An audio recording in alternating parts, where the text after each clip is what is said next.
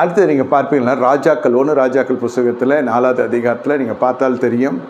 அந்த இடத்துல 1 ராஜாக்கள் 4வது அதிகாரமாக இருக்காது, நாகமானுடைய சரித்திரம் சொல்லுகிறேன். நாகமானுடைய சரிதையை இயேசு கிறிஸ்துவே புதிய ஏற்பாட்டில் சொல்லியிருக்கிறார். நாகமானே அல்லாமல் வேறு யாரும் குணமாக்கப்படவில்லை. இந்த நாகமானும் இந்த எலிசாவை குறித்து அறியத்தக்கதான ஒரு சூழ்நிலை எப்படி வந்தது என்று கேட்டால், நாகமான் வீட்டிலே ஒரு சின்ன பெண் வேலை செய்து கொண்டிருக்கிறார். அவள் இஸ்ரவேல் இனத்தை சேர்ந்தவ, இஸ்ரவேல் வம்சத்தை சேர்ந்தவ. இந்த இஸ்ரவேலின் சின்ன பெண் அந்த வீட்டில் வேலைக்காரியாக இருக்கிறா. என் ஆண்டவன் அங்கு போனால் சுகம் அடையும். குஷ்டரோகம் என்பது தீண்டத்தகாத வியாதி. இஸ்ரவேலுக்குள்ளே அது தீட்டுப்பட்ட வியாதி. அது ஒரு விஷயமே வேறு. அது பிரமாணங்கள் குஷ்டரோகின் பிரமாணங்களே வேறு. அது பழைய ஏற்பாட்டு காலத்தில் அவர்கள் தனித்து காணப்பட வேண்டும். யாராவது எதிர்படக்கூடாது. தீட்டு என்று கத்த வேண்டும். எதிர்பட்டால் ஆசனத்தில் போய் அவர்கள் சுத்திகரிக்க வேண்டும். நிவாரணம் பலி செலுத்த வேண்டும். இந்த மாதிரி பல நியமனங்கள் இருக்கிறது. இதன் மத்தியில் நாகமான் என்ற மனுஷன் புறஜாதி. இது நம்ம மீரியாமுக்கு வந்த வெண்குஷ்டம் அல்ல, இது குஷ்டரோகம். குஷ்டரோகத்தில் வெண்குஷ்டம் தனியாக இருக்கிறது. பனியை போல உறைந்தால் அப்புறம் 7 நாளிலே ஒரு ஜபத்தின் மோசேனுடைய பரிந்து பேசுறது மூலம் அவள் சுகமாக்கப்பட்டால் என்றெல்லாம் நம்ம வாசிக்கிறோம். இது விஷயம் வேறு. நாகமான் என்ற அந்த மனுஷனுக்கு வந்தது பரம்பரை, அதாவது மிக மோசமான ஒரு தொழுநோய், அது குஷ்டரோகம். இதை பொன்னாலும் வெள்ளியாலும் சரி பண்ண முடியாது. தேவ மகிமையினால், தேவனுடைய இயற்கைக்கு மேற்பட்ட ஒரு காரியத்தால் தான் செய்ய முடியும். சிறியவர்கள் சொல்லுகிறதே, சிறியவர்களுக்கு கொடுக்கறதே சில பேர் அற்பமாக எண்ணுவாங்க. சிறியவர்கள் ஆயிற்றே ஒன்று. 2வது, சிறியவர்கள் சொல்லுகிறத அசட்டை பண்ணுவாங்க. சிறியவர்கள் சொல்லுறதை அசட்டை பண்ணுவாங்க. அந்த பெண் வேலைக்கார பெண், அந்தஸ்திலே குறைவாக இருக்கிறவன். நாகமானுடைய சிறப்பு அம்சத்தை புரிந்து கொள்ளணும். புறஜாதியாக இருந்தாலும் அந்த மனுஷனுக்கு விடுதலை வந்ததை இஸ்ரவேலுக்குள்ளே நிறைய பேர் கஷ்டப்பட்டாங்க. கேஎஸ்சிக்கு இந்த குஷ்டரோகம் அப்படியே டிரான்ஸ்ஃபர் ஆகி அவன் வம்சத்துக்கு மேலே இந்த நோய் அப்படியே படர ஆரம்பிக்குது. ஒரு ஊழியக்காரனுடைய வாயிலே போய் தொலைந்தால், மனவேதனை உட்படுத்தினால் அவர்களை மட்டும் அது வாட்டாது, அவரோட சந்ததியின் மீதும் அது இறங்கும். இந்த 25 ஆண்டு கர்த்தருடைய ஊழியத்தில் நான் அதை கண்ணார கண்டு இருக்கிறேன். அதே போல் அந்த ஊழியக்காரர்களுக்கு சீடர்களுக்கு எதை செய்தலோ அதை எனக்கே செய்தீர்கள் என்று கர்த்தர் சொல்லியிருக்கிறார். நீங்கள் சிந்தனையில் கூட எதுவும் தவறாக எடுத்துக்கொள்ளாமல் பயணப்படுகிற பொழுது உங்கள் வம்சத்தின் மீது ஒரு பெரிய பாதுகாப்பு இருக்கும். அந்த வம்ச வழிகள் வித்தியாசமான ஒரு செழிப்புக்குள்ளே, படிப்பு மட்டுமல்ல, அவர்களுக்கு எதெல்லாம் வாழ்க்கையில் தேவையோ கர்த்தர் அத்தனையும் கொடுப்பார். என்ன ஒரே ஒரு காரியம், இந்த பயணத்தில் எந்த அரசல் பலசலும் வச்சுக்கூடாது. உங்களுக்கென்று ஒரு மேய்ப்பன் எழுப்பப்படுகிறார், அல்லது உங்களுக்கென்று ஒரு ஊழியர் எழுப்பப்படுகிறார். அவர் உங்கள் அந்தஸ்துக்கு இருக்கிறாரோ இல்லையோ, ஆவிக்குரிய அந்தஸ்து சொல்லுகிறேன். பூமிக்குரிய நிலைகள் எப்படி இருக்கிறதோ அது 2வது பட்சம். ஆனால் உங்களுடைய நிலை வித்தியாசமாக இருக்க வேண்டும். உங்களுடைய நிலை பார்த்து கொள்ள வேண்டும். உங்களுடைய நிலைப்பாடு கர்த்தர் பார்த்து கொள்வார். மீதியெல்லாம் இந்த இடத்துல சிறியவர்கள் சொல்லுகிறத, நாகமுனுடைய மனைவிக்கு போகிறது, மனைவி போய் கணவனுக்கு சொல்லுகிறா. புறஜாதி தான் அந்த மனுஷன், சிறியன் தான். ஒரு மிகப்பெரிய இனப்பற்று கொண்டவன். இனப்பற்று நான் சொல்கிறேன், ஆனால் இன வெறி. அது தேசப்பற்று, தேச வெறி. தமஸ்கூவில் அது என்ன சொல்லுகிறார், எலிசா 7 முறை ஸ்நானம் பண்ண யோர்தான் இல்லைன்னா தமஸ்கூவில் நதிகள் இல்லையான்னு கேட்குறான் அந்த மனுஷன். அதான் அசிரியாவின் தலைநகரம். இதெல்லாம் எங்கள் ஊரில் இல்லாத தண்ணியா, எங்கள் நாட்டில் இல்லாத வளமா, இப்படியெல்லாம் பேசுகிறாங்க இல்லையா. அது ஒரு குறிப்பிட்ட காரியத்திலே நீங்கள் கட்டமைப்புக்குள்ளே காணப்படுகிற பொழுது உங்களுடைய வளர்ச்சி குறுகினதாக இருக்கும். இனமாக இருக்கட்டும், மொழியாக இருக்கட்டும், ஜாதியாக இருக்கட்டும், அது வகுப்பாக இருக்கட்டும், எல்லாம் ஒன்று தான். இதனுடைய அடிப்படையில் நீங்கள் பயணப்படுகிற போது உங்கள் வளர்ச்சி ரொம்ப குறுகினதாக இருக்கும். பெருக்கம் வராது. அப்போ நீ அந்த தேசத்தில் சுகம் பண்ணிக்க வேண்டியதானே அப்படின்னு கேட்குற அளவுக்கு ஆகிடும். அதுக்காக தான் சொல்கிறேன். எப்போ உங்களுக்கு கடல் கடந்து நீங்கள் போக வேண்டும் என்று விரும்புகிறீர்களோ, நீங்கள் அந்த ஜனத்தோடு பயணப்படுவதற்கு சம்மதிக்கிறீர்கள் என்று அர்த்தம். நம்ம ஆட்கள் எல்லாம் வெளிநாட்டுக்கு போகிறதெல்லாம் பணம் சம்பாதிக்க தான், இல்லைன்னு சொல்ல. திடீர்னு அது வானத்துலேருந்து கொட்டாது, அது மரத்துலேருந்து பிடிங்கின ஒரு விஷயம் கிடையாது. நீங்கள் உழைக்கணும், நீங்கள் பிழைக்கணும், அங்கே நீங்கள் தாபரிக்கணும், தாக்கு பிடிக்கணும். அதன் பிறகு தான் 30 நாள் கழிச்சு தான் சம்பளம் வரும் உங்களுக்கு. இந்த மனுஷன் பயணப்படுறதுக்கு முன்பே என்ன அருமையான ஒரு மனம் இருக்கிறது. மனைவி சொன்னால் சில பேருக்கு கோபம் வரும், அது எடுத்துக்கொள்ள மாட்டான். மனைவி பேச்சை சட்டை பண்ணுறது மட்டும் இல்லை, அது சட்டை பண்ணுறதே கிடையாது. அதான் மனைவியின் பேச்சுக்குடைய டெஃபினேஷன். இப்படி ஜனங்களும் இருக்கிறாங்க. அடுத்தது சரீரத்தை பேணி பாதுகாக்கிற மெடிக்கல் அட்வைஸ் மனைவி கொடுத்தா எடுத்துக்க மாட்டாங்க. உணவில் இருக்கட்டும், எதுனா இருக்கட்டும், இது சாப்பிடாதீங்கன்னா அதை சாப்பிடும். ஏதாவது பெரிய சண்டைலாம் வந்திருக்கு. மனைவியினோட வார்த்தைக்கு செவி எதுக்கு கொடுத்தாரு இந்த மனுஷன் பாருங்கள். அந்த மனைவியினுடைய பக்குவம் பாருங்க. இந்த குடும்பமே ஒரு மாதிரி கேட்கிற குடும்பமாக இருக்குது. கேட்பார் பேச்சை கேட்டு ஆடுகிறாருங்க சொல்கிறாங்களே, அந்த மாதிரி இல்லை. Listening family, hearing from God. அது நம்ம விசுவாசிகள் நம்ம நினைக்கிறோம், அவங்க கர்த்தரை கேட்குறாங்க, கர்த்தர் சத்தத்தை கேட்க வராங்கன்னு. அது கான்சன்ட்ரேஷன் எங்கே இருக்குதுன்றது நமக்கு தெரியாது, கவனம் எங்கே இருக்குதுன்னு நமக்கு தெரியாது. நம்ம நினைக்கிறோம், விசுவாசிக்கிறோம் அவங்க கர்த்தர் சத்தத்தை கேட்குறாங்கன்னு. அது இங்கே வந்து சிந்தியை கழட்டி விட்டுச்சுனாக்கா தெரியாது. இது வந்து நாட்டு நடப்பு. ஆனால் இந்த சின்ன பெண்ணு சொல்கிறது அந்த அம்மா கேட்குறாங்க, அந்த அம்மா சொல்கிறது இந்த ஐயா கேட்குறாரு. கேட்கிற குடும்பம், குடும்பத்துக்குள்ளே ஒரு மனம் இருக்குது. ஒன்று கொடுக்குற குடும்பமாக இருக்கும், ஒன்று கேட்கிற கொடுக்குறமா இருக்கும், ஒன்று கேட்காதது குடும்பம். அது செவி சாய்த்தல் என்பது வந்து சுட்டுப்பட்டாலும் சில பேருக்கு வராது. செவி சாய்த்தல் நேர் எதிர்மறையாக பயணப்பட்டுறது தான் அவங்களுக்கு குறிக்கோளாகவே இருக்கும். அதாவது சொல்லுகிறதுக்கு குவைட் ஆப்போசிட். அப்போ சொல்கிறவன் என்ன ஆவான், கேட்குறவன் கேட்டு அதுபடி செய்யாது போகிற பொழுது சொல்கிறவனுக்கு எவ்வளோ சோர்வு வரும், எவ்வளோ மனப்பக்குவம் இருக்கணும். இதை விட ஒரு பெரிய அவமானம் என்ன இருக்குது அப்படின்ற மாதிரிலாம் போவோம். அது நேரத்தெல்லாம் விட்டு ஒருத்தன் வந்து சொல்கிறான், பாஸ்டரே சொல்கிறேன், நீங்கள் பாட்டுக்கு உங்கள் இஷ்டத்துக்கு செஞ்சு அப்புறம் என்ன இருக்குது, செஞ்சுட்டு அதில் நன்மையும் வரப்போகிறதில்ல, அது ரிட்டன் பேக் ஃபயர் ஆகுது. அப்போ மறுபடியும் வந்து சொல்கிறப்ப எப்படி இருக்கும், சொல்லதே செய்யலையே ஐயா, எவ்வளோ பெரிய அதுக்கேற்ற விளைவுகள், அதுக்கேற்ற கிரயங்கள் கொடுத்து கொண்டே வந்தால் கூட அந்த சில பேருக்கு அது கேட்கறதுக்குன்றதே அந்த பழக்கம் இருக்காது. எல்லா சுபாவம் நல்ல குணம் இருக்கும், கொடுக்குற குணம் இருக்கும், எல்லாமே இருக்கும். ஆனால் இது வந்து குணமடையா, அதாவது இந்த வியாதி வந்தால் குணமே அடையாத சாபகரமான வியாதி. அந்த மனுஷன் குணம் பெற்றான், அதனுடைய அற்புதத்தின் ரகசியத்தை கர்த்தருடைய ஆவியானவர் என்று சபைக்கு சொல்லி கொண்டிருக்கிறார். நீங்கள் அப்படி தான் எடுத்துக்கொள்ளணும். நமக்கு குணமே ஆகலை, எத்தனையோ வருஷம் பிரச்சனை தீரவில்லைன்னா கேட்கறதுல சிந்தை ஒழுங்காக இருக்கணும், செவி சாய்க்கிறதுல செவி சாய்ச்சி பயணப்படணும்.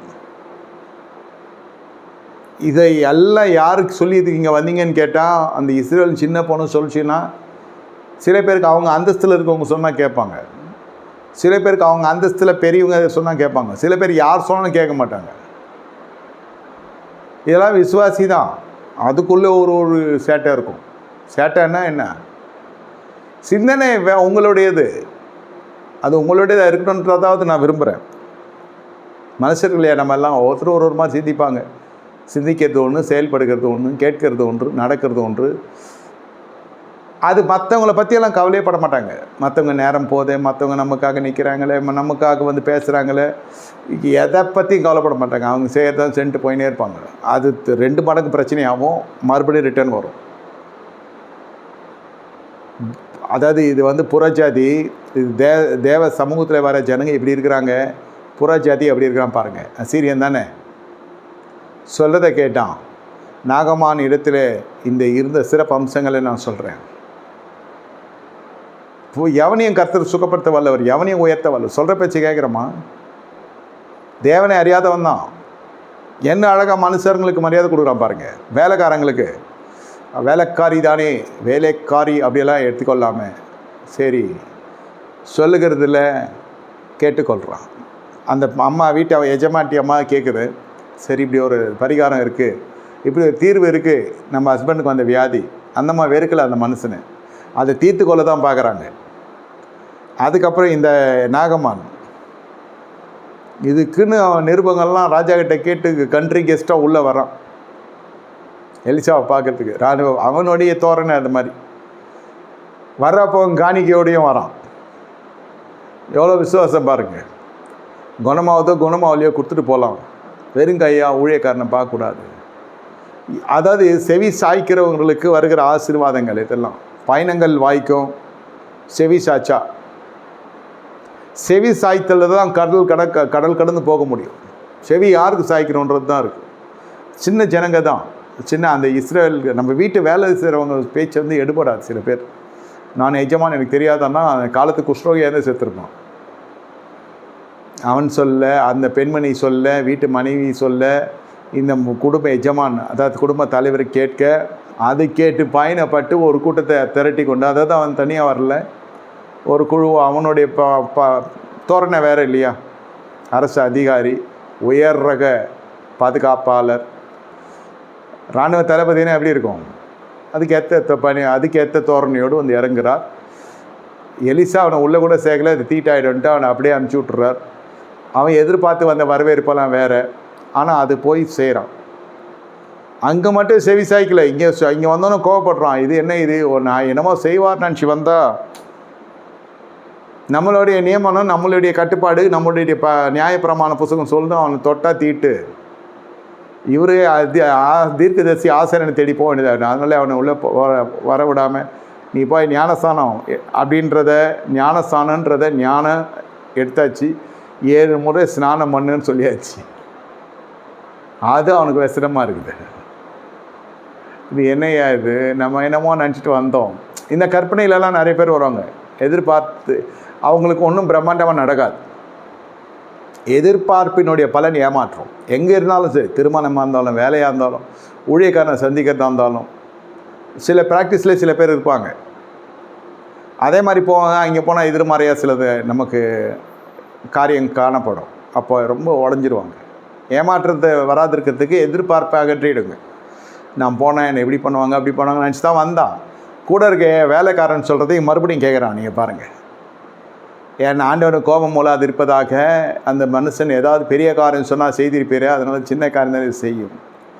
பெரிய இடத்து பின்னணியிலேருந்து வரவும் பெரிய காரியம் செய்யணும், இவனும் நமக்கு பெரிய காரியம் செய்யணும், நம்ம அவனுக்கு பெரிய காரியம் செய்யணும். எல்லாமே அவங்களுடைய சுய சிந்தே, அவங்களுடைய எண்ணங்கள் கேட்ட மாதிரிலாம் சுகம் நடக்காது. கர்த்தருடைய சித்தம் எப்படி அப்படி வந்தால் தான் சுகம் நடக்கும். இந்த மனுஷனுடைய வாழ்க்கையில் நீங்கள் வீட்டிலிருந்து புறப்பட்டதுலேருந்து பார்த்தா மற்றவர்களை மரியாதை கொடுக்குற மனுஷன், கனப்படுத்துகிற மனுஷன் தான் சொல்ல முடியும். மற்ற சொற்களுக்கு இப்படி போகாதீங்க இப்படி போங்கன்னா கேட்கிறது ஒரு பெரிய தேவாமிர்தமாக சில பேருக்கு இருக்கும். பரவாயில்ல, இவ்வளோ பெரிய ஆபத்துலேருந்து காக்கா உழுந்து வந்தவனுக்கு தெரியும், சிலது உழுந்துனே இருந்தாலும் தெரியாது. அந்த ஒரு குணாதிசயம் அவங்களை சரிவுக்குள்ளே தள்ளிடும். வாழ்க்கை முழுவதும் அவர்களுக்கு அடுத்த விஷயம் வந்து அவங்களுக்கும் வர்றதுக்கு கில்ட்டியாக இருக்குது. இந்த மாதிரி நிறைய பேர் விலகிட்டாங்க என்னை விட்டு. சொல்லுவோம், செய்ய மாட்டாங்க, மறுபடியும் எங்கடமாக நடக்கும், மறுபடியும் சொல்லுவோம், மறுபடியும் செய்ய மாட்டாங்க. 3ஆவது முறை அவர்களே வெக்கப்பட்டு போயிடுவாங்க. எப்படி போய் ஃபேஸ் பண்ணுறது, அசிங்கமாக இருக்குது. இதெல்லாம் ஓடும் வேறு மனசில். எப்படி நீத்து போது பாருங்கள். நல்ல உறவு சொல்கிறேன். இது வீட்டில் அந்த வேலைக்காரி பொண்ணு சொன்னாலும் யார் சொன்னதும் கேட்டிருப்பான் மனைவியை, வேலைக்காரி பொண்ணு, சரி பரவாயில்ல. சரக்கு, அதாவது அந்த வார்த்தை தான் முக்கியம். அந்த கொடுக்கப்படுகிற அந்த சரத்து நல்லா இருக்கணும், சத்துவங்கள் நிறைந்ததாக இருக்கணும். யார் சொல்கிறதுன்றது முக்கியம் இல்லை, என்ன சொல்ல வராங்கன்றது முக்கியம். அவங்க அன்பு நம்ம மேலே இருக்குது, நம்ம குணமாறின்னு சொல்கிறா, சரி போய் பார்க்கலாம். அங்கே போனால் எதிர்மறையாக இருக்குது, கோபம் வருது, அது ஒரு இயற்கை சுபாவம். அது கூட இருக்க வேலைக்காரன் சொல்கிறான், அவன் பேச்சு கேட்கலாமா, மனசாட்சி சொல்லுவான். அவன் யார், உன் வேலைக்காரன் தானே, மனமே நீ அடங்கு. அவன் கண்ட்ரோலில் மனம் இருக்குது, சரின்ட்டு அதையும் கேட்குறான். கேட்டானா அப்புறம் வாழ்க்கை என்ன அது, கேட்டுத செவி கொடுத்தல் சொல்கிறேன். அதே மாதிரி செஞ்சான், சுகமாயிடுச்சு. திரும்பி வந்து தேவமனுஷனை பார்த்து சொல்லிட்டு போகிறான் பாருங்க, ஐயா நாகமணி, 1000 விசுவாசிக்கு கற்றுக்கொள்ள வேண்டிய பாடங்கள் உங்கள்கிட்ட 1000 விஷயங்கள் இருக்கிறது. சிலர் வந்து ஹீலாச்சுன்னா சொல்லாது, அந்த மாதிரி இருக்குது வேதத்தில். சொன்னால் காணிக்கை கேட்க போகிறான், சாட்சி சொல்லுவோம், அப்புறம் கேமரா எடுத்து வந்துடுவோம், அப்புறம் ஒளிபரப்புவோம். ஒரே இன்சிடெண்ட்டு 4 சேனலில் வரும், 4 ஊழியக்கார பேர் சொல்லுவாங்க, ஒரே ஆள். இது எல்லாத்தையும் டூர் அடிக்கிறது. தெரியாத பாஸ்டே கிடையாது. ஒருத்தர் நல்லவனை வச்சுக்க தெரியாதா, இல்லை ஒரு நல்லவன் இல்லையா? Too many cooks will spoil the dish. இன்றைக்கி அநேகருடைய வாழ்க்கை போகிறது எல்லா லெவலில் ஊழியக்காரர் வச்சுருப்பாங்க. பறக்கிறவன், நடக்கிறவன், ஊறுகிறவன்லாம் நான் சொல்கிறேன். ஃப்ளையிங் பாஸ்டர் இருப்பாங்க, டையிங் பாஸ்டர் இருப்பாங்க. அதுவே பாவம் நோயாளியாக இருப்பார், வயசானவராக இருப்பார், இல்லை வியாதி உள்ளவராக இருப்பார், ஆனால் வல்லம் முடியவராக இருப்பார். ஃப்ளையிங் பாஸ்டர், டையிங் பாஸ்டரு, அப்புறம் மூவிங் பாஸ்டரு, இந்த மாதிரி நிறைய பாஸ்டர் வச்சுருப்பாங்க. எதுக்கு யாரை டீல் பண்ணணும்னு தெரிஞ்சு வச்சுருப்பாங்க. அது ஒரு சாமர்த்தியம் நினச்சின்னு இருப்பாங்க, ஆனால் அது ஒர்க் அவுட் ஆகாது. எல்லோரும் ஒரே மாதிரி இருக்கிறது சொல்லிட்டாங்க, ஆனால் ஒன்றும் நடக்கலை. நீ செவி சாய்க்க வேண்டிய இடத்துல செவி சாய்க்கணும். இந்த மனசுக்குள்ளே பிறப்பு குணாதிசயமாக இருக்கிறது வந்து நன்றி சொல்லிட்டு போகிறான் பாருங்க. நான் சரியாயிட்டேங்க, இதெல்லாம் வச்சுக்கொள்ளுங்க, வேணவே வேணாம் எடுத்துகிட்டு போ. தட்டுதல் பண்ணுறான். Outstanding miracle. அவனால் கிரகிக்கவே முடியல. இவ்வளோ பெரிய ஒரு அற்புதம் நடந்திருக்குது நமக்கு. இஸ்ரவேலில் நடக்காத அற்புதம். கறந்துருந்தால் ஒரு அளவு கறந்துருக்கலாம், அப்படி தான் சொல்லணும். பெரிய தொகையை உருட்டி எடுத்துருக்கலாம், ஆனால் வானவே வானம் எடுத்துகிட்டு போகுன்னு சொல்லிட்டு இஸ்ரேல் புத்திரத்தில் கேள் மோசேட்ட சொன்ன தொட்டு கேட்குறாரு மோசே. அப்புறம் நிறுத்துக்கணும்னு சொல்கிறார், வேணானும். இதெல்லாம் பெரிய காரியம். மோசேட்ட கேட்க சொன்னால் நான் கேட்குறேன்றான், இன்னும் நிறுத்துன்னு சொல்கிறாரே, அது எப்போ நிறுத்துறதுன்னு தெரியாது. இது சந்ததி சந்ததியாக தொடர்றது இல்லையா? அழிச்சர் உண்மையில் கர்த்தர் தான் அவங்கள நடத்துவார், அதில் எந்த டவுட்டும் இல்லை. சொல்கிறேன், வேத ரீதியாக பார்க்குறப்போ இது எப்போ நிறுத்தப்படும்னு தெரில. பில்டிங் ஃபண்டு எப்போ நிறுத்தப்படும்? ஏன்னா பில்டிங் கட்டி முடிச்சாச்சு. இப்போ பில்டிங் ஃபண்டு எதுக்கு வாங்குறேன்? மெயின்டெனன்ஸுக்கு வாங்குறேன்றான். இது இப்படி தான் வருது காரணங்கள்லாம் கேட்டால். அது கர்த்தராச்சு அவங்களாச்சு, அதிலெல்லாம் நான் தலையிடல. சபையார் விழிப்பாக இருக்கணுன்றதுக்கு நான் சபையை ஸ்திரப்படுத்துகிறேன். அதுதானே தவிர எந்த ஊழியங்களையும் மறைமுகமாகவோ நேரடியாக பேசியும் பழகல. நமக்கு அவ்வளோ சரக்கும் கிடையாது, நமக்கு அவ்வளோ தெரியாது, அவ்வளோ சப்ஜெக்ட் தெரியாது, அந்த சப்ஜெக்ட் தெரியாது. சிறியவர்களை கொண்டு கர்த்தர் செய்கிற அற்புதத்தில் இந்த நாகமான் வீட்டில் அந்த சின்ன பெண் மூலமாக இவ்வளோ பெரிய ரட்சிப்பை இந்த மனுஷனுக்கு கொடுத்து அது இயேசு கிறிஸ்துவின் வாயாலே வரும்படி செய்தது மிகப்பெரிய காரியம். மூன்றாவது ஒரு காரியத்தை பார்க்க போகிறோம்.